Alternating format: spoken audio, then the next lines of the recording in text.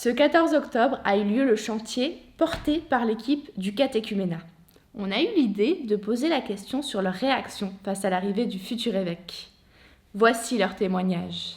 Ma première réaction a été de dire « Ah, la cuvée 1974 donne de grands fruits pour notre Église, puisque notre nouvel évêque et moi, on a presque le même âge, on est nés la même année. » Mais au-delà de cette petite blague, je trouve intéressante pour notre Église de voir un évêque avec un bagage missionnaire, parce que je crois que la Belgique et le diocèse de Tournai doit devenir vraiment une Église qui forme des disciples missionnaires appelés à aller vers les gens et sortir un peu des sentiers battus et des sentiers qu'on connaît pour aller devenir vraiment ces disciples missionnaires que nous sommes tous appelés à être par notre baptême.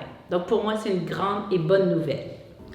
J'ai d'abord été surprise et puis j'ai trouvé que c'était vraiment une très très bonne nouvelle. Vraiment.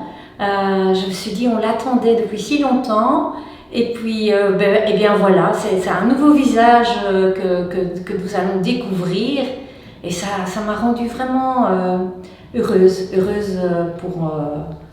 pas seulement pour moi, mais je pense que pour d'autres personnes aussi. Et c'était vraiment un beau moment de communion d'église. Alors d'abord, je scrutais les bulletins de Catobel tous les soirs depuis 2 ans et demi, mais j'étais très content, alors pour plusieurs raisons. D'abord parce que la première impression que j'ai eue, c'était un homme éminemment sympathique, d'un abord très sympathique, avec...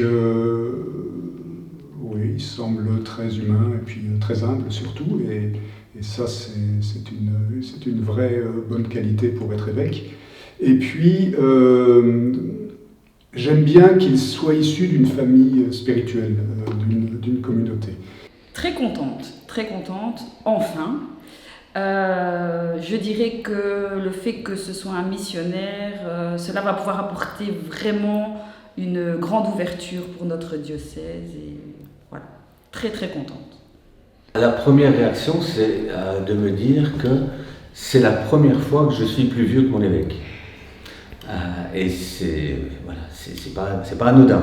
Après avoir collaboré avec Monseigneur Arpini pendant des années, ça va très certainement changer. En tout cas, Frédéric Rossignol, jamais entendu parler. Et ça va être une belle aventure, j'en suis sûr.